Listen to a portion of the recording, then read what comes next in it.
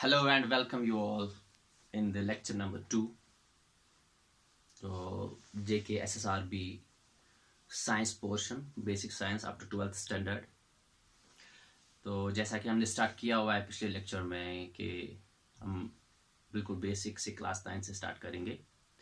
तो going on that same trend मैं आज अपना लेक्चर नंबर 2 आपके सामने ला रहा हूँ, तो जिसमें हमने मैटर की क्लासिफिकेशन से स्टार्ट करना है। तो मैटर की क्लासिफिकेशन बेटा आपके सामने बिल्कुल बोर्ड पे लिखी हुई है कि मैटर जो हमारे पास होता है या तो प्योर हो सकता है या मिक्सचर हो सकता है। ये बहुत आसान है, इतनी सी बात तो आपको समझ में आ ही रही होगी। तो प्योर में हमारे पास एक एलिमेंट जो होते हैं प्योर होते हैं, कंपाउंड जो होते हैं प्योर होते हैं, ठीक। तो मिक्सचर में हमारे पास एक या तो होमोजेनस मिक्सचर होगा या मिक्सचर हेटेरोजेनस होगा, ठीक। होमोजेनस मिक्सचर की आपने डेफिनेशन पढ़ी होगी that homogeneous mixture is a mixture having uniform composition throughout the mixture, and heterogeneous mixture की आपने definition पढ़ी होगी that heterogeneous mixture is a mixture that does not have uniform composition throughout the mixture, ठीक। यानी अगर हम उस mixture को देखेंगे, अगर हर जगह पे एक जैसी कंपोजिशन है, रेशियो ऑफ कॉन्स्टिट्यूएंट सेम है, तो उसको यूनिफॉर्म कंपोजिशन बोलते हैं। अगर कहीं पे एक कॉन्स्टिट्यूएंट ज्यादा है, कहीं पे दूसरा कॉन्स्टिट्यूएंट ज्यादा है, तो इन दैट केस हम बोलते हैं कंपोजिशन नॉन यूनिफॉर्म, ठीक। यहां से भी तो ज्यादा कुछ स्ट्रेस देने की जरूरत है नहीं। स्ट्रेस कहां पे देना है? स्ट्रेस देना है हमारे पास होमोजेनस मिक्सचर की एक एग्जांपल है दैट्स ट्रू सॉल्यूशन, और हेटेरोजेनस मिक्सचर की एग्जांपल्स हमारे पास है कोलाइडल सॉल्यूशन एंड सस्पेंशन, जो मैंने बोर्ड पे लिख रखी है। हेटेरोजेनस मिक्सचर्स हमारे होते हैं true solution is a heterogeneous mixture and homogeneous mixture and heterogeneous mixture की जो एग्जांपल है हमारे पास colloidal solution and suspension is a heterogeneous mixture, ठीक।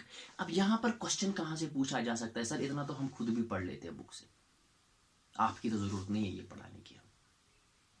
देखिए बेटा क्वेश्चन कहां से पूछा जा सकता है, आपको कहां से पकड़ना है, क्वेश्चन कहां से पूछा जाएगा।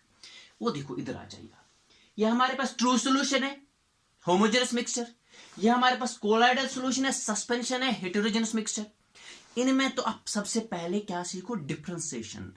इनमें फर्क क्या है? What is the difference between these 3 types of mixtures? तो वो देख लो आप, आ जाओ बोर्ड पे आ जाओ। ट्रू सॉल्यूशन है हमारे पास, कोलाइडल सॉल्यूशन है, सस्पेंशन है। इनको थोड़ा डिफरेंशिएट करते हैं। तो चलिए सबसे पहली बात जो मोस्ट इंपोर्टेंट, जहां से क्वेश्चन पूछा जा सकता है, विच अमंग देम इज, आपको 2-4 सॉल्यूशंस के मिक्सचर्स के नाम बताए जाएंगे, फिर बताया जाएगा विच अमंग देम इज स्टेबल। सबसे पहली बात आपको पता चलनी चाहिए कि ये जो हमारे पास मिक्सचर है ये ट्रू सॉल्यूशन है, ये सस्पेंशन है, या ये कोलाइडल सॉल्यूशन है। जब आपको ये बात पता चलेगी तो then only you can say whether this mixture is stable or not, ठीक है। तो सबसे पहला पॉइंट हमारा जो होता है, true solutions are stable. Now what is stable? Sir, what do you mean by stable? Stable का मतलब बहुत सिंपल है। अगर हम नमक वाला पानी बना देते हैं, नमकीन पानी बनाया, ठीक है, सॉल्यूशन बन गई, क्लियर, ओके। अब उसको छोड़ दो आप यार 1 महीने, 2 महीने, 3 महीने, 6 महीने के लिए रखो कि गिलास में उधर पड़ा हुआ, तो क्या ऑटोमेटिकली नमक नीचे जमा हो जाएगा उस सॉल्यूशन में, उस गिलास में, उस पानी से नमक निकल जाएगा, नीचे जमा हो जाएगा खुद ब खुद? No, that's not possible. That means कि जो ये नमकीन पानी है, ये जो सॉल्यूशन है इसकी, ये स्टेबल है। इसमें जो सोल्यूट और सॉल्वेंट के कॉन्स्टिट्यूएंट से अलग अलग नहीं होने हैं, कितने टाइम तक मर्जी रखो, ठीक, ओके। तो हम ये बताएंगे कि जो नमक वाला पानी है दिस इज क्वाइट स्टेबल। आगे बढ़ते हैं। अब अगर आप लोगों के पास मडी वाटर है, मडी वाटर को आप लोग करो, एक काम करो, 2, 3, 4, 5 घंटे 1 दिन तक रखो। तो जैसे ही आप कुछ टाइम के बाद उसको देखोगे, उसमें जो मड है वो नीचे बॉटम पे सेटल हो जाएगी, पानी ऊपर अलग हो जाएगा, यानी सोल्यूट और सॉल्वेंट बिल्कुल अलग अलग हो जाएंगे, दैट मीन्स वो स्टेबल नहीं थी, उसमें सोल्यूट अलग हो गया, सॉल्वेंट अलग हो गया। नमकीन वाले पानी में तो ये 6 महीने तक भी रखो, इसमें कुछ नहीं होने वाला है, दैट मीन्स वो सोल्यूशन स्टेबल है। तो अगर मैं सिंपल अल्फाज में कहूं, जिस सोल्यूशन में, जिस मिक्सचर में कॉन्स्टिट्यूएंट्स आसानी से अलग नहीं होंगे, जैसे नमक वाले पानी में नमक और पानी को आप नॉर्मली अलग नहीं कर सकते हो, रखने पे अलग नहीं हो जाएगा ये, तो ऐसी सॉल्यूशन को, ऐसे मिक्सचर को हम बोलते हैं स्टेबल है। और वो सॉल्यूशन जिसमें कॉन्स्टिट्यूएंट्स थोड़े से टाइम रखने के लिए या कोई सिंपल मेथड इस्तेमाल करने से अलग हो जाएंगे, उसको बोलते हैं ये अनस्टेबल है। ठीक, तो आइए, हमारी जो ट्रू सॉल्यूशंस होती है वो स्टेबल होती है, जैसे नमक वाला पानी, चीनी वाला पानी, ठीक है ना। तो कोलाइडल सॉल्यूशन जो होती है वो भी स्टेबल होती है। जैसे कोलाइडल सॉल्यूशन की एग्जांपल में आपको दूध जो होते हैं ना, milk is a colloidal solution, stable है, रखो यार 2-4 घंटे, 5 घंटे, 3 दिन रखो, फ्रीजर में रखो, तो उसको कोई दिक्कत होने वाली नहीं है, उसमें से फैट ग्लोब्यूल वगैरह अलग तो नहीं हो जाएंगे, ठीक है ना। तो स्टेबल होते हैं। Colloidal solutions are also stable. Suspensions और unstable, suspensions जो होती है वो unstable होती है, यानी उनमें सोल्यूट और सॉल्वेंट जो होते हैं, कॉन्स्टिट्यूएंट जो होते हैं, वो अलग अलग हो जाते हैं बड़े आराम से।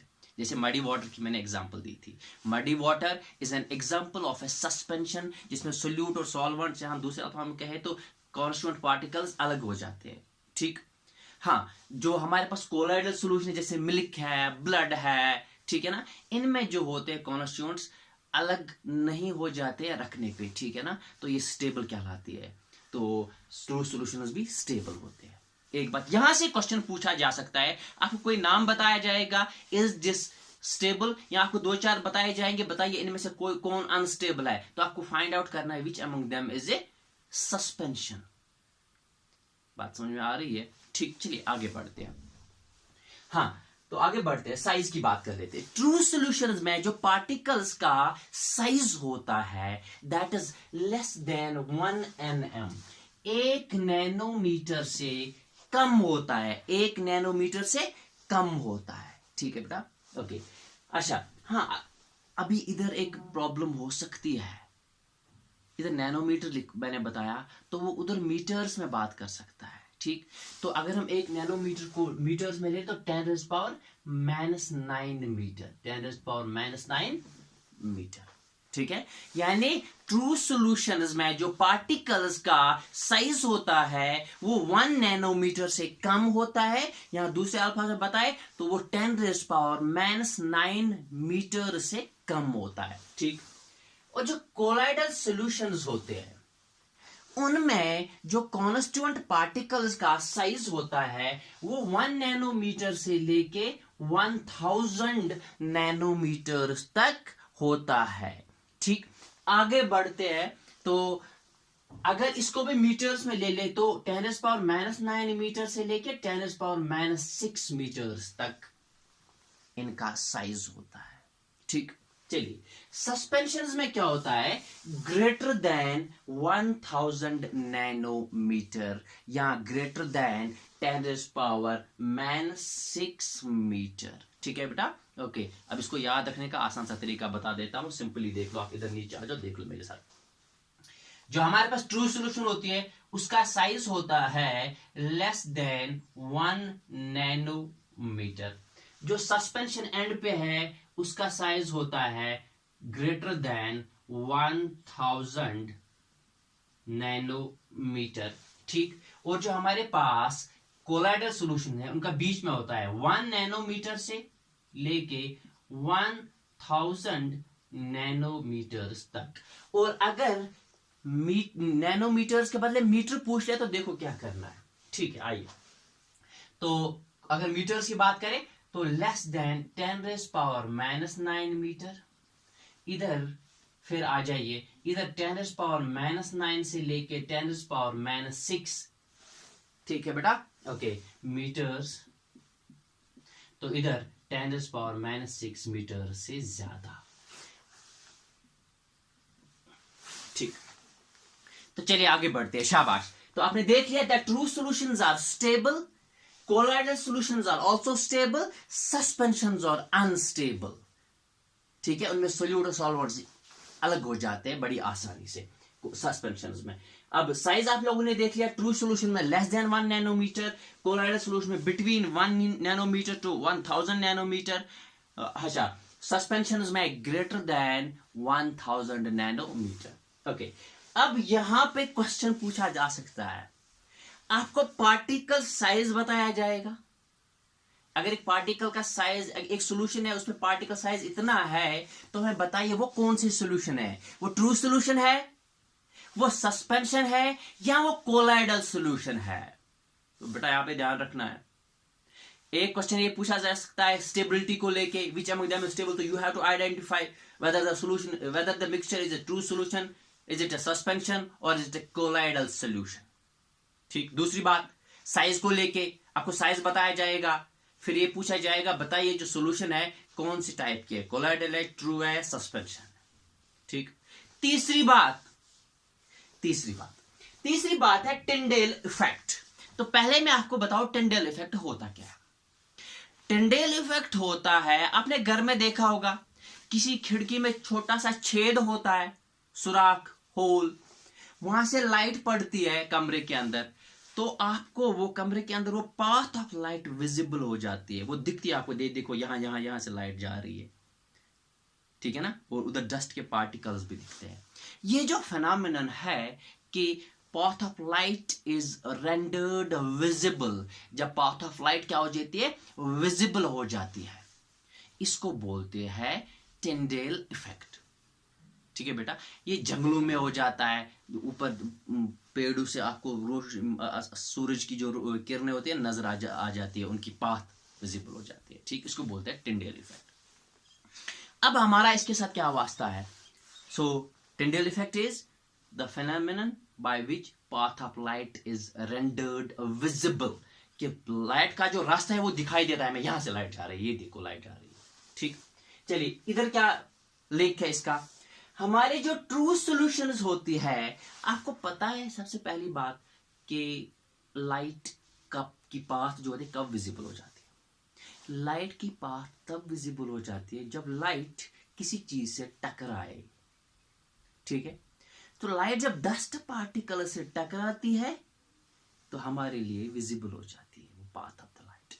हमारा जो इधर मामला है दैट इज ट्रू सॉल्यूशन में जो पार्टिकल साइज है 1 नैनोमीटर से बहुत नीचे, यानी वो बहुत छोटा है, तो लाइट के पार्टिकल्स उनसे नहीं टकरा जाते, टकरा भी जाए तो फर्क नहीं पड़ता है उनको, जिनकी वजह से ट्रू सॉल्यूशंस में से अगर हम उनके थ्रू लाइट पास करेंगे तो path of the light visible नहीं हो जाती है। सो हम अदर वर्ड्स में कहते हैं that true solutions do not show Tyndall effect, यानी ये साथ इस तिमो मज लाइट त्रावान ट्रू सॉल्यूशनो मज तत पाथ ऑफ लाइट अथ कहीं, बिकॉज ट्रू सॉल्यूशन मज पार्टिकल साइज वारिया लकुट आसान, यम की वजह से तुम पत अत लाइट स्केटर करान कि लाइट छिकरावान कि ताकि अस ये पाथ ऑफ लाइट अथ। ठीक, ओके नाउ, तो दूसरा जो हमारा है सस्पेंशन, सॉरी कोलाइडल सॉल्यूशन।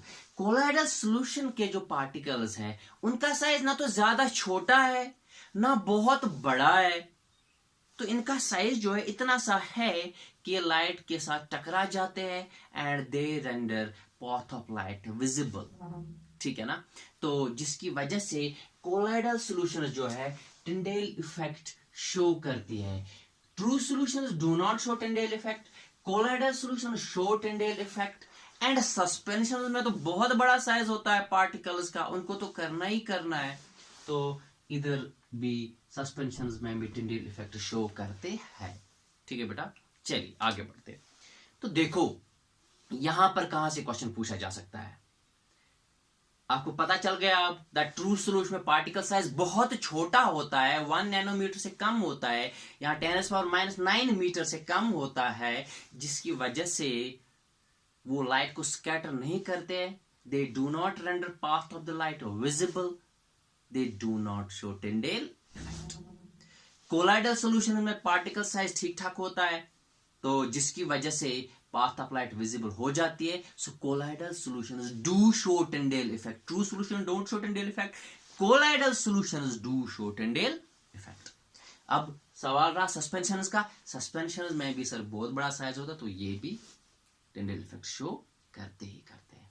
अब आपका क्वेश्चन यहां से पूछा जाएगा, यहां तो ये पूछा जाएगा why don't true solutions show colloidal sorry Tyndall effect. तो आपको उसका आंसर पता ही है that their particle size is very small. लेकिन चांसेस बनते हैं कि वो ये अल्फाज इस्तेमाल ना करे.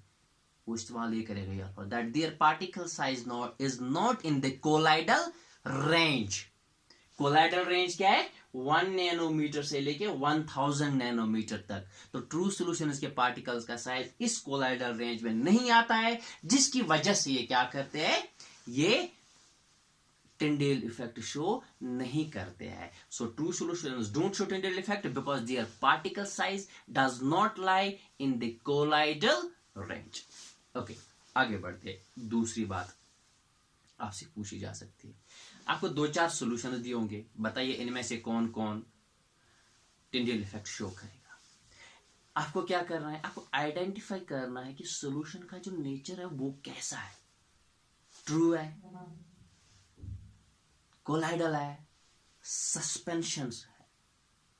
जब आप ये आइडेंटिफाई करोगे फिर आपको पता ही है, अगर ट्रू सॉल्यूशन तो टिंडेल इफेक्ट नहीं शो करेगी, सस्पेंशन है तो टिंडेल इफेक्ट शो करेगी, कोलाइडल है तो टिंडेल इफेक्ट शो करेगी. ठीक, चलिए आगे बढ़ते हैं, थोड़ी सी एग्जांपल ले लेते हैं. आप जो भी सॉल्ट वाटर या शुगर वाटर जैसी नॉर्मल सॉल्यूशंस को पाओगे, ठीक है ना, तो दे आर ट्रू सॉल्यूशंस.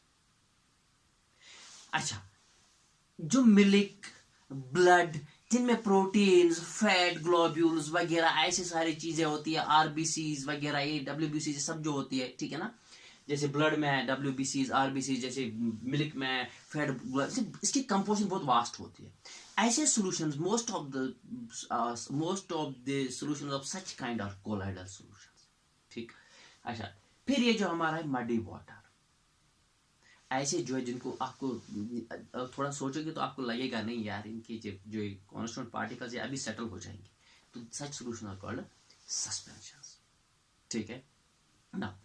अब देखिए आप यहाँ पे क्वेश्चन कहाँ कहाँ से पूछा जा सकता है, जल्दी मैं रिमाइंड कर लेता हूँ. तो आइए, सबसे पहले आपको स्टेबिलिटी को लेके क्वेश्चन पूछा जा सकता है, बताइए इनमें से कौन स्टेबल है. दूसरा, पार्टिकल साइज को लेके क्वेश्चन पूछा जा सकता है.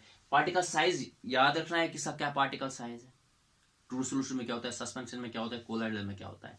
टिंडेल इफेक्ट को लेके क्वेश्चन पूछा जा सकता है, which among them will show Tyndall effect, and in fact why will this show Tyndall effect and why will this not show Tyndall effect. It's all because of particle size.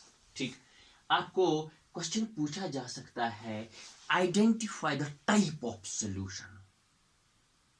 आपको 2-4 solution दिए होंगे, फिर उनके types identify करो, ये कौन सी solution है, ये ट्रू सॉल्यूशन है, सस्पेंशन है, कोलाइडल सॉल्यूशन है. ठीक, आगे बढ़ते हैं. तो यहां से हमारे लिए एक नई चीज हमें स्टार्ट करनी है. एक तो हमें ट्रू सॉल्यूशंस को देखना है, अलग से पढ़ना है.